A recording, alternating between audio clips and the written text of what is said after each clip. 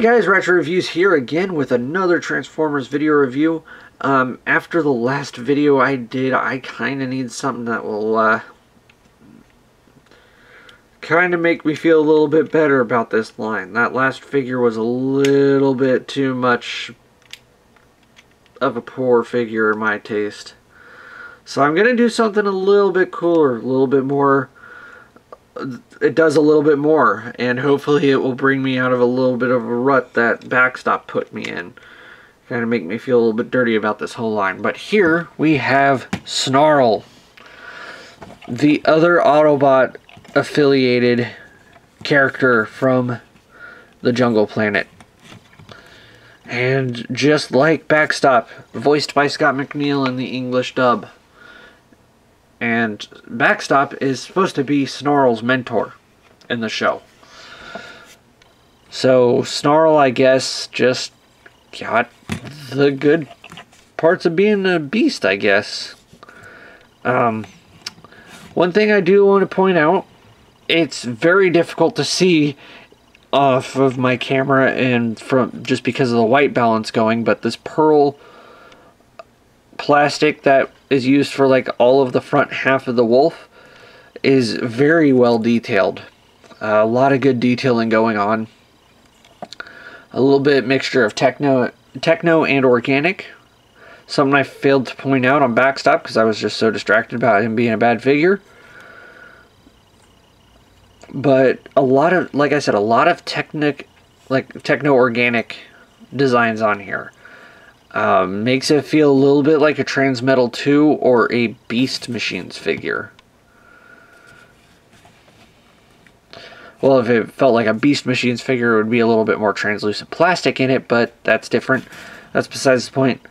Poseability, he actually does have quite a good amount of poseability on here. You saw that the tail is hinged to go up and down, and it is pegged in because this does become his weapon later. But it is pegged in, allowing for 360-degree rotation.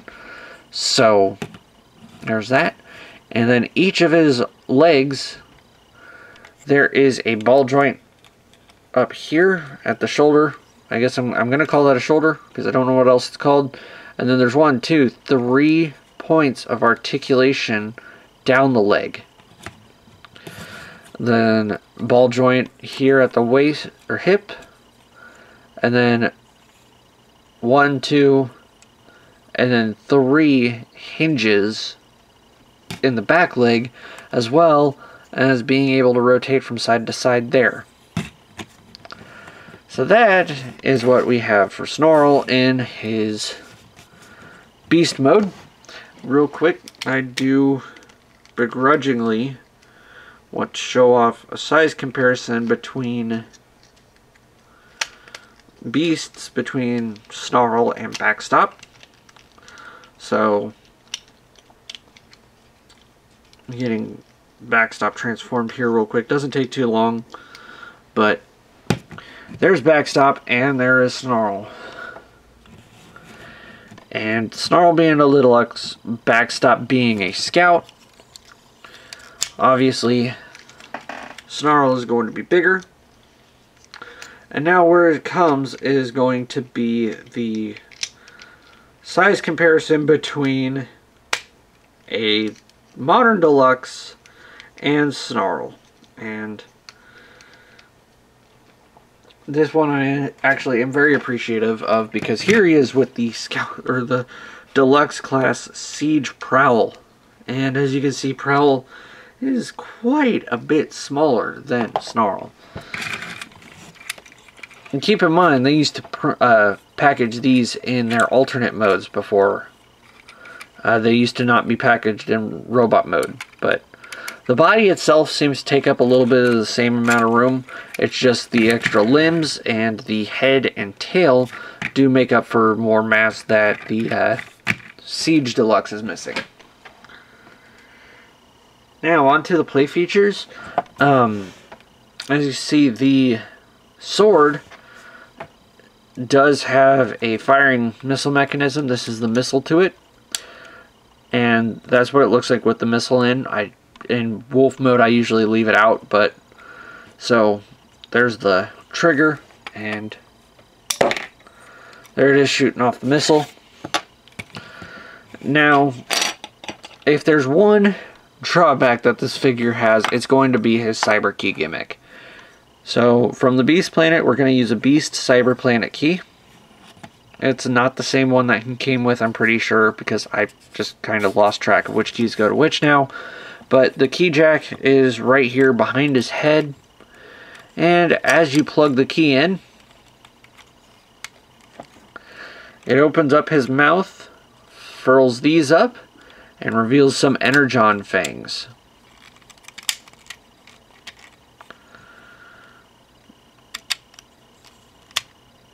Some translucent orange or translucent yellow fangs come out when the mouth opens up, and then, but you have to hold the key in order for it to work. If you let go of the key, it bounces back. You can rotate the furls down to kind of lock it into place temporarily. But yeah, that's what his Cyber Key gimmick does. It's not a very impressive Cyber Key gimmick, and I think Hasbro was aware of that because Snarl is one of the few figures that actually has a holster for his Cyber Key.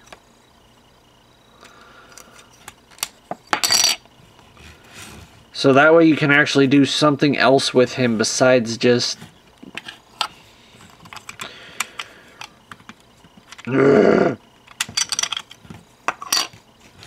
So anyways, on to the transformation, and this is what I was looking forward to. I love the transformation of this thing. Going back to what I said earlier with the way this thing is detailed, making it feel like a Transmetal 2 figure, this transformation definitely feels like Beast Wars era. Like between Transmetal 2 and Beast Machines. So we're going to go ahead and remove the tail. And we'll set that aside for later. And then we're going to take the back legs. We're going to straighten them up. And then straighten these pieces up. And fold out a little heel spur. And then rotate them around at the knee. Now we're going to come to the front half of the wolf, and we're going to take this blue section and actually lower that first, and then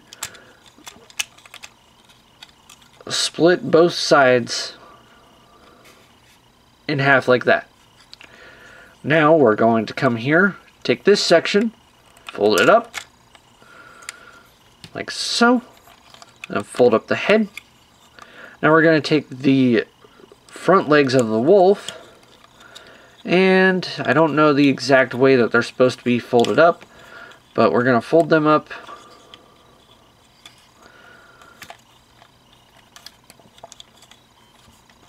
like so, and then we're going to close these sections around like that. And then just kind of position the legs however you want.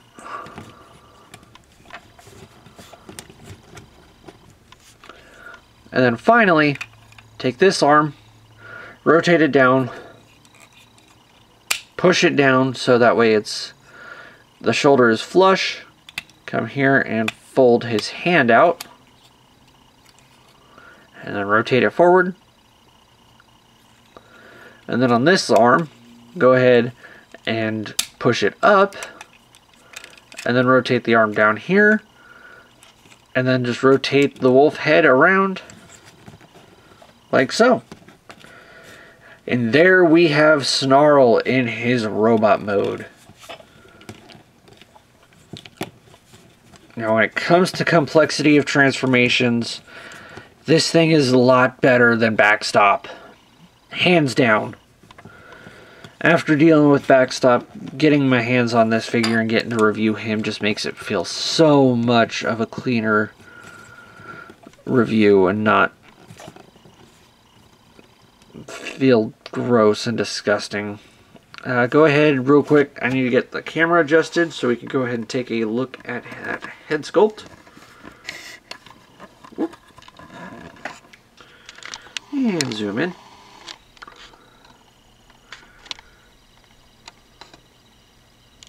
There we go. Now this head sculpt looks really, really cool. I'm getting a little bit of Silverbolt vibes, and that's not just because he's voiced by Scott McNeil, but he does kind of have a little bit of the dog face going on. It's hard to see because of the way the pearl plastic is just absorbing all of my light. Now, hopefully I can get this to show up really well, but you can see he does have light piping in his eyes, and ooh, if I actually get that, okay. So we do have the yellow for his light piping. If I can get the white balance to work with me here, you can actually see a little bit more of the head sculpt molded in there with the light going, but it's not going to want to work anymore. So, anyways, that head sculpt though is really nice. I do like that. Other details that we get to see here in robot mode that we missed out on in beast mode is all of this really, well, this was actually present in beast mode, but didn't really focus on it too much. But all of this extra mechanical detail here, also with the way these pistons are working inside his torso, kind of looks like extra musculature. Kind of makes it feel a little bit more techno-organic-y. And just overall, just really pops with this figure. I love the detail on it so much. If there's one thing I like about the Beast figures from, or the Jungle Planet figures from Cybertron, it's how much extra detail goes into these figures.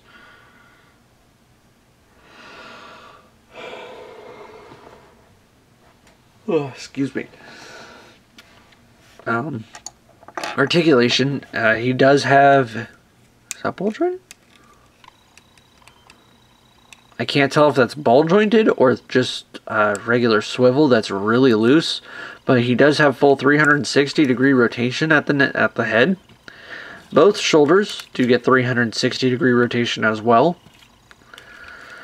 As well, both elbows can bend backwards if you want, but we do have almost a full 90-degree articulation at the elbow, and a rotation just underneath the elbow too. No waist articulation, sensing a pattern here with the figures that I've reviewed today. But we do have hip articulation. The hips are ball jointed, can go out that far, but nothing blocking the front and back kick. Knees can go that far, just due to the way the detail is. It can't cut any further than that. And feet, they can bend side to, or forward and back. It does help with some poses, but not a lot. It would be a lot better if there was some articulation in the waist. But you can get some pretty nice poses out of this figure anyways. Regardless.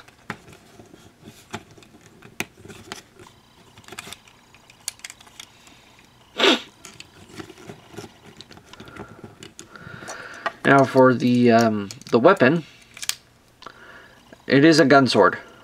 So here it is. I usually display it as a sword mode because I see, since the Beast Planet is seemed to be a little bit more savage, I see them use edged weapons versus ranged.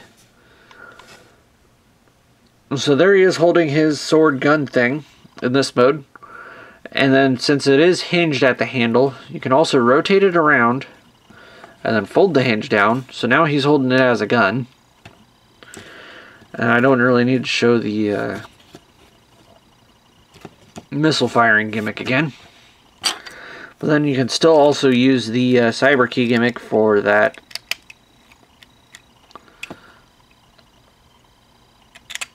mouth. That's honestly like my least favorite gimmick out of the entire Cyberkey gimmicks. Like, between that and Overhaul's chest missile, I think this one was actually the worst executed Cyberkey gimmick. And then now here he is scaled with his mentor, Backstop. As you see, quite a bit taller than his mentor. Trying to think of any really good jokes to use, but I can't think of any. But honestly, Backstop was a pretty good fighter back on Beast Planet back when he was in his prime, but as he got older, he couldn't fight as well, so that's why he trained Snarl to be the fighter that Backstop once was. So now, Snarl just is so much better of a figure than Backstop is, and does scale pretty nicely with Deluxe class figure of today. Well, I say that now, but when I'm looking at it at the camera, he's got like almost 2 head heights shorter than Optimus as a Voyager class. But if we're going to look at what he scaled with back then,